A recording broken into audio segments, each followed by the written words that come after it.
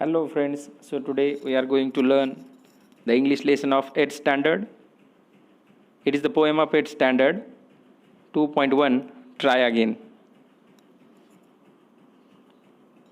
At first there is chit chat of the lesson. In the chit chat there are some questions. We are going to answer the question. The question first is, what do you like, poem or stories?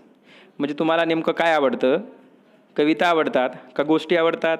याचं उत्तर आहे I like both poems and stories. म्हणजे मला दोन्ही कविता आणि गोष्टी दोन्ही आवडतं. दुसरा क्वेश्चन आहे, what kind of poems do you enjoy the most? कोणत्या प्रकारच्या कवितांचा तुम्हाला खूप आनंद येतो? The answer is I enjoy lyrical and inspiring poem the most. म्हणजे मला लिरिकल म्हणजे गायण्यायोग्य ज्या गाता येतील अशा कविता आणि इन्स्पायरिंग पोएम्स म्हणजे प्रेरणा देणाऱ्या कविता जास्त आवडतात. The third question is there, do you think poems can inspire us? तुम्हाला असं वाटतं का की कविता आपल्याला इन्स्पायर करू शकतात? Yes, I really think that poems can inspire us. हो, मला नक्की वाटतं की कविता आपल्याला प्रेरित करत असतात, प्रेरणा देत असतात. The fourth question is there, do you remember any such kind of poem? तुम्हाला अशा प्रकारची एखादी कविता आठवते का? Do you remember any such kind of poem? तुम्हाला अशी एखादी कविता आठवते का? Yes, I remember the poem. हो, मला अशा प्रकारची कविता आठवते. ती कविता म्हणजे we shall overcome. Question number 5, when did you learn or listen to it? तुम्ही ही कविता केव्हा शिकलीत किंवा केव्हा ऐकलीत? I learn it last year when I was in 7th standard. मी कविता मागच्या वर्षी शिकली जेव्हा मी 7वीच्या वर्गात होतो. Okay, the last question, what message do you get from it? या कवितेतून तुम्हाला कोणता संदेश मिळाला? The answer is it gives the message that if we have faith in us. या कवितेतून असा संदेश मिळाला की जर आपल्या मनामध्ये आपल्याविषयी विश्वास असेल, we can surely get success in life. आपण जीवनामध्ये नक्कीच यशस्वी होऊ शकतो, यश संपादन करू शकतो. The next activity is there. पुढची ॲक्टिव्हिटी आहे, form group of 6 of each. 6 विद्यार्थ्यांचा ग्रुप करा. Everyone from the group should share an experience or a situation where at first he or she experienced failure but after continuous effort achieved success. म्हणजे आपल्याला अशा प्रकारच्या लोकांची नावं सांगायची आहेत जे सुरुवातीला तर अपयशी झाले पण शेवटी त्यांना यश मिळालं, यश संपादन झालं.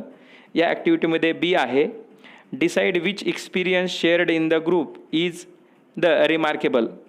आणि कुठला अनुभव हा रिमार्केबल आहे, उल्लेखनीय आहे, तो सांगा असं म्हटलं आहे. Fill in the flow chart with the steps taken for success. यश संपादन करण्यासाठी खाली काही पायऱ्या दिलेल्या आहेत, टप्पे दिलेले आहेत, ते फिल इन करा, भरा. The first is set out goal. सुरुवातीला आपलं ध्येय निश्चित करा. Number 2, make plan of action. आणि ते ध्येय ठरवल्यानंतर ते ध्येय प्राप्त करण्यासाठी मेक प्लॅन ऑफ ॲक्शन म्हणजे कुठली कृती करावी लागेल याचं नियोजन करा. The third, workout on the plan. आणि मग त्या नियोजनानुसार, त्या प्लॅननुसार वर्कआउट करा. Number 4, find and solve problems. आता वर्कआउट केल्यानंतर काही प्रॉब्लेम्स येतील, ते फाइंड आउट करा आणि नुसते फाइंड आउट न करून ते सॉल्व करा. आणि फाइंड आउट आणि सॉल्व केल्यानंतर, प्रॉब्लेम सॉल्व झाल्यानंतर काय होईल? Reach the success. तुम्ही यशापर्यंत नक्की पोचताल. आता या ठिकाणी एक ॲक्टिव्हिटी दिलेली आहे आणि आपल्याला या चित्रात ज्याप्रमाणे दाखवलेले आहेत त्याप्रमाणे हे अरेंज करायचे आहेत सेंटेन्स. म्हणजे पहिल्यांदा कुठलं सेंटेन्स येईल बघा. पहिल्यांदा 4 नंबरचं वाक्य येतं. कोणतं? A spider begin to climb a wall. कोळी त्या भिंतीवर चढायला लागतो. नंबर 2 त्याला येतं 3 नंबरचं, it slipped and fail down. पण तो वर चढत असताना तो घसरतो आणि खाली पडतो. नंबर 3ला येतं 1 number, the spider climbed again a little higher. पण परत तो आणखी थोडासा उंच चढायला सुरुवात करतो किंवा थोडासा जास्त उंच चढतो.